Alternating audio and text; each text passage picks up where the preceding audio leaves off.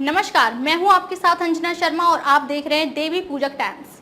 आइए एक नजर डालते हैं इस वक्त की खास खबर पर। महाराष्ट्र में 20-18-10 फॉर्मूले की खिचड़ी तैयार, फिर कांग्रेस सेना में क्यों ठनी रार, दो नए साथी का भी इंतजार। लोकसभा चुनाव 2024 के मद्देनजर महाराष्ट्र में विपक्षी महाविकास अघाड़ी के घटक दलों कांग्रेस, शिवसेना, उद्धव गुट और एनसीपी शरद पवार के बीच सीटों का बंटवारा आखिरी दौर में है।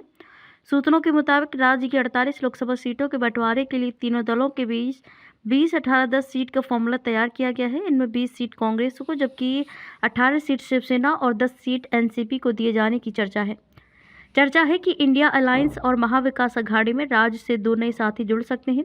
इनमें एक प्रकाश अंबेडकर हैं तो दूसरे राजू शेट्टी हैं। अगर ये दोनों चेहरे और अघाड़ी गठबंधन का हिस्सा बनते हैं तो कांग्रेस उन्हें अपने कोटे से एक सीट देगी। प्रकाश आंबेडकर की पार्टी वंचित बहुजन अघाड़ी है तो राजू शेट्टी का स्वाभिमानी शेतकारी संगठन है। संभावना है कि ये दोनों दल जल्द ही एमवीए का हिस्सा होंगे। चर्चा है कि कांग्रेस अकोला लोकसभा सीट वंचित बहुजन अघाड़ी को दे सकती है, जबकि राजू शेट्टी को हटक नंगले सीट देने के लिए तैयार है।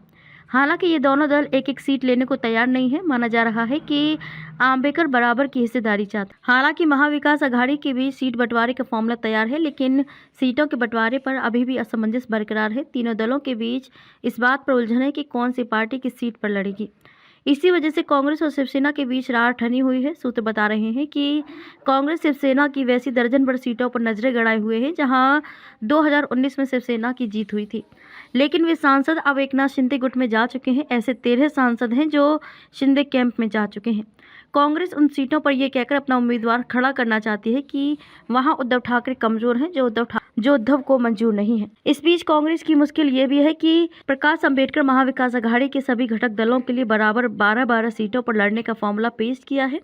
दूसरी तरफ राजू शेट्टी ने भी 4 से 5 सीटें मांगी हैं।